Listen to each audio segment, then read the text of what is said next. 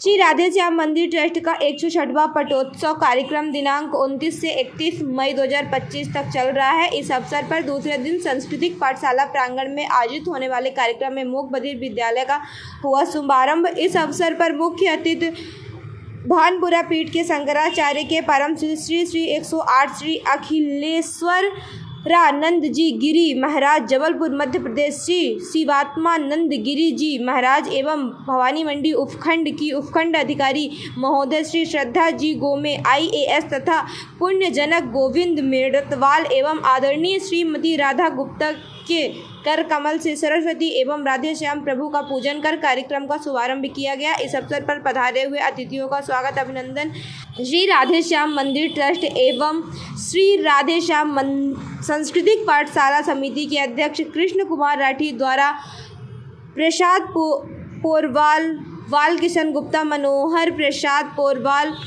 मंदना नव युवक मंडल द्वारा तिलक उपरना भेंट कर माला पहनाकर किया गया।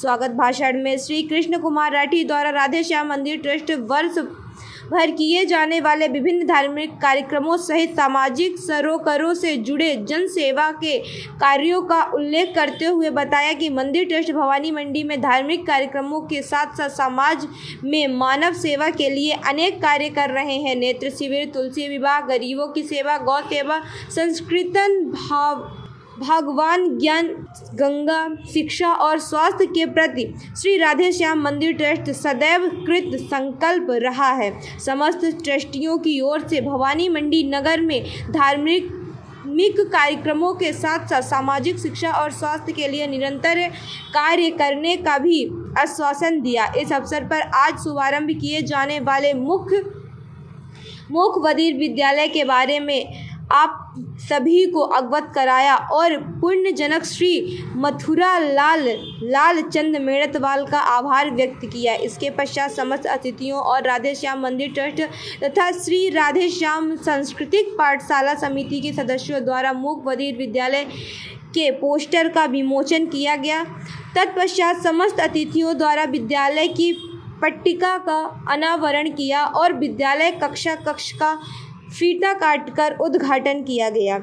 इस अवसर पर सभी अतिथियों और ट्रस्टियों सहित नागरिक बंधुओं ने यहां पर स्थापित कक्ष को पूर्णतः स्मार्ट क्लासरूम का अवलोकन किया। विद्यालय का सलाहकार प्रहलाद नागर द्वारा अतिथियों को यहां पर चलने वाली शिक्षा और विधाओं की जानकारी समस्त अतिथियों को अवलोकन के समय प्रदान की।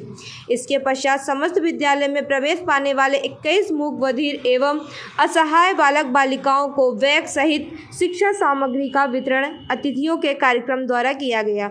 मुख्य अतिथि सुश्री श्रद्धा को में उपखंड अधिकारी द्वारा समाज सेवा के लिए नए प्रकल्प का जो मानव सेवा का एक उत्कृष्ट उदाहरण है को शुभारंभ करने के लिए समिति का आभार व्यक्त करते हुए कहा कि आप इस सेवा कार्य को निरंतर करते रहें और शासन प्रशासन की तरफ से हम आपका सदैव सहयोग करते रहेंगे।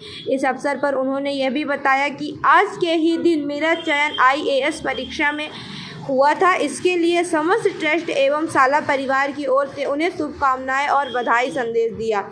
आज के प्रवचन में गुरुदेव श्री 108 अवधेशानंद जी गिरी जी महाराज द्वारा विभिन्न संस्मरणों के द्वारा मानव जीवन में सेवा कार्यों के उदाहरण देते हुए बताया कि आपके द्वारा प्रारंभ किया हुआ यह कार्य मानव सेवा का एक उत्कृष्ट उदाहरण है। मैं आप सभी से अनुरोध करता हूं कि आप इसे वट वृक्ष की भक्ति विशाल बनाते हुए इस क्षेत्र में सबसे बड़े विद्यालय के रूप में विकास करें। साथ ही पुण्य जनक और समिति के सदस्य को इस नई विधा और नई तकनीकी के द्वारा विद्यालय में दी जाने वाली शिक्षा के लिए बधाई और धन्यवाद दिया। इस अवसर पर अपने विभिन्न कृतंतों के माध्यम से मानव जीवन में मानव के कल्याण की भावना से कार्य करने और अपने जीवन को श्रेष्ठ बनाने की अनेक उपाय बताए। प्रवचन के पश्चात शिवात्मानंद गिरी जी महाराज द्वारा प्रार्थना अपनी बात कही। कार्यक्रम के समापन की घोषणा से पूर्व परम पूज्य गुरुदेव के जीवन पर प्रकाश डालते हुए संचालनकर्ता प्रहलाद नागर, प्राचार्य राजकीय उच्च माध्यमिक विद्यालय सिलेगढ़ ने आगामी कार्य दिवस की रूपरेखा के साथ जानकारी प्रदान की। राम जी भी बैठते हैं, वो भी सत्संग सुनते, जैसे आप बैठे हुए, वशिष्ठ जी उच्च आसन पर बैठे हुए और वो विषय सुना रहे हैं। राम जी सुन रहे हैं, प्रजाजन सुन रहे हैं और इस दृश्य को देख करके तुलसीदास जी लिखते हैं उत्तरकांड में, वेद पुराण वशिष्ठ बता नहीं और सुनहि राम यद्यपि सब जानहि। राम के श्रवण करने में वशिष्ठ जी को बड़ा आश्चर्य हो रहा है। अरे जाकी सहज श्वास विचारी, सो हरि पढ़े यह कौतुक भारी। अनार का ई इमली का ऊ उल्लू का पढ़ने के लिए वशिष्ठ जी के गुरुकुल में पहुंच रहे हैं। राम जी, लक्ष्मण जी, भरत जी, शत्रुघ्न जी, और वशिष्ठ जी को मालूम है कि ये कौन है। वशिष्ठ जी भूत भी जानते हैं, वशिष्ठ जी वर्तमान भी जानते हैं, वशिष्ठ जी भविष्य भी जानते हैं। उन्हें सब पता है कि मेरी क्लास में कौन बैठा हुआ है। उनको बड़ा आश्चर्य होता है कि जाति सहज श्वासो विचारी, जिसके सहज श्वास चलने से 4 वेदों का सृजन हो जाता हो, तो हरि पढ़े या कौतुक भारी। वो हरि मेरे यहाँ पढ़ने आया अनार का ई इमली का। उनको बड़ा आश्चर्य हुआ। और आज जब राम का राज्याभिषेक हो गया है, राम चक्रवर्ती सम्राट के पद पर बैठे हुए, लेकिन सत्संग में बैठे हुए, तो वशिष्ठ कह रहे हैं, अरे ये राम सुनने के लिए आया, अरे इसको क्या पता नहीं है। सारी दुनिया का सब कुछ जिसे पता है, कर्तुम अकर्तुम अन्यथा कर्तुम समर्थ जिसके पास है, जो रिमोट कंट्रोल की तरह पूरे संसार को कंट्रोलिंग कर सकता है, जो कुछ इच्छा करके भी संसार का सृजन कर सकता है, और बिना किए हुए भी अन्यथा कर्तुम का सामर्थ्य जिसके पास है, वो अन्यथा कर्तुम ऐसे सामर्थ्य से युक्त वो मेरी कथा सुन रहा है। आज वशिष्ठ जी ने बड़े प्रसन्नता पूर्वक ईश्वर के स्वरूप का वर्णन सुनाया, ईश्वर के स्वरूप का वर्णन सुनाया। राम जी बड़े ध्यान से सुन रहे हैं। वशिष्ठ जी की कथा करने की शैली ये है कि वशिष्ठ जी अपनी कथा के बाद 15 मिनट का समय, 15 मिनट में आज कह रहा हूँ, 5 घड़ी का समय देते रहे होंगे और कहते रहे कि मेरे प्रसंग से किसी के मन में कोई प्रश्न उद्भूत हुआ है तो मुझसे उसका समाधान ले सकते हैं। आज तो राम जी ने हाथ उठा दिया। अरे वशिष्ठ जी ने कहा बड़ा विचित्र है, राम हाथ उठा रहे हैं। अरे राम कहाँ अनभिज्ञ हैं, सारी दुनिया तो राम से है और ये राम मुझसे प्रश्न करना। हाँ राम, आज मैंने जो भी प्रवचन किया है, तुम्हारे मन में कोई प्रश्न उठा है तो मुझसे पूछ लो। राम जी हाथ जोड़ के खड़े हो गए, प्रभु आपने ईश्वर के स्वरूप का वर्णन किया है। राम स्वयं ईश्वर है, लेकिन मनुष्य कर रहे तो अपने ईश्वर को भुला करके, जब ईश्वर संसार में आता है तो वो अपनी भगवत्ता भुला देता है, भगवत्ता का विस्मरण कर देता है, लेकिन जहाँ जरूरत होती है वहाँ अपनी भगवत्ता वो प्रकट भी करता है। तो ऐसे राम आज वशिष्ठ जी के सामने अनभिज्ञ होकर के बिल्कुल सामान्य मनुष्य की तरह प्रश्न कर रहे हैं। गुरुदेव, हमने उस ईश्वर को नहीं देखा जिसके स्वरूप का आपने वर्णन किया है, लेकिन वो ईश्वर की हम उपासना किस तरह से करें, आप हमें बताइए। आपको यहाँ पर लिखवाना होगा वो मंत्र।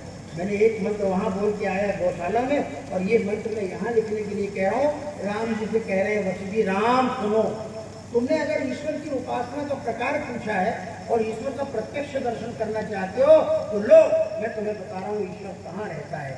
ईश्वर का दर्शन वो वेदांतियों का ईश्वर अलग प्रकार का है, लेकिन व्यवहारिक रूप से अगर हम ईश्वर को देखना चाहते हैं तो ईश्वर को कैसे देखोगे। राम सुनो, ये न केन प्रकारेण यस्य कस्यापि प्राणिनः, जिस किसी भी प्रकार से, जिस किसी भी जरूरतमंद प्राणी को संतोषम जनेद राम, राम उसे संतोष दो।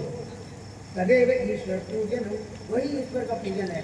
आज भूखा व्यक्ति हमारे सामने खड़ा है, आप उसको रोटी दीजिए, वो भूखा परमात्मा आपके सामने आया है, वो रोटी की अपेक्षा करके आया है। रोटी देते समय आपको, हे मेरे भगवान, आज तुम ये स्वांग भर करके हमारे सामने आए हो, लो मेरी रोटी स्वीकार करो। अगर कोई व्यक्ति वस्त्र विहीन है, उसके तन में वस्त्र नहीं है, तो आप उसे वस्त्र देकर के पसंद कर सकते हैं, संतोष दे सकते हैं।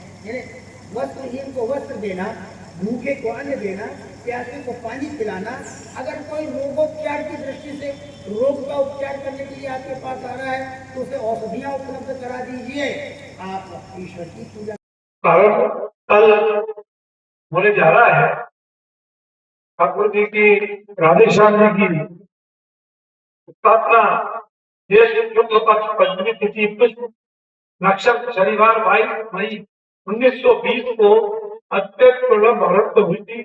और मुझे बताते हुए बहुत खुशी है कि कल का जो मुहूर्त आ रहा है वो का वही मुहूर्त है जो सन 1920 के अंदर जब मंदिर की स्थापना हुई थी, उसी मुहूर्त कल वापस हुआ है। आप सब भगवान आदिशक्ति जी के मंदिर से परिचित है।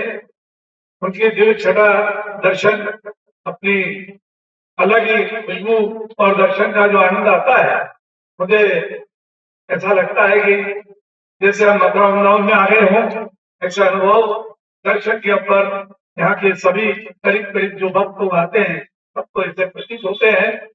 और मंदिर राधेश्याम मंदिर ट्रस्ट अपने मंदिर के सामाजिक और धार्मिक सरोकारों के अंदर सेवा प्रकल्प के तहत नेत्र चिकित्सा, शिक्षा, कुश्ती विवाह, जल मंदिर और जो नया प्रकल्प बगी विद्यालय हम यहाँ प्रारंभ करने जा रहे हैं, ये सब सेवा के माध्यम से अपने सामाजिक सारों को पूरा करने के लिए प्रयासरत रहता है। इसी के साथ पारंपरिक श्रीमद् भागवत गीता, ढोल ग्यारह उत्सव, जन्माष्टमी उत्सव, सभी धार्मिक उत्सव मंदिर के माध्यम से मनाए जाते हैं। आप सब भक्तों के अंदर पधारते हैं। यहाँ पधारे हुए मैं सभी भक्तों का स्वागत करता हूँ, अभिनंदन करता हूँ। आज इस कार्यक्रम में बहुत समय में निवेदन जब मैंने स्वामी श्री अखिलेश्वरानंद जी महाराज साहब से पाठकोत्सव के बारे में निवेदन किया और महाराज से निवेदन किया, स्वामी सत्यानंद गिरी जी महाराज की एक कर्मभूमि रही है, कर्मभूमि धर्मभूमि सभी रही है। आप समन्वय सेवा परिवार से बहुत साल हो गए, हम लोगों को आध्यात्मिक मार्गदर्शन नहीं मिल रहा है। महाराष्ट्र में बहुत शायद बात स्वीकार करके आप यहाँ पधारे, उसके लिए मैं मंदिर ट्रस्ट की ओर से, नगर निगम की ओर से आपका अभिनंदन और स्वागत करता हूँ। साथ ही पधारे हुए स्वामी महाराज ने भी जब मैंने निवेदन किया महाराज श्री को आपको लिखे आना है, उन्होंने भी स्वीकार किया और यहाँ पधारे और हमें हमारे गुरु जी श्री स्वामी सत्यानंद गिरी जी महाराज की जो स्मृति थी उसको ताजा करने का अवसर दिया। मैं एक बार पुनः आपका आभार प्रकट करता हूं। भवानी मंडी से बीपीए न्यूज संवाददाता किशोर तंवर की रिपोर्ट।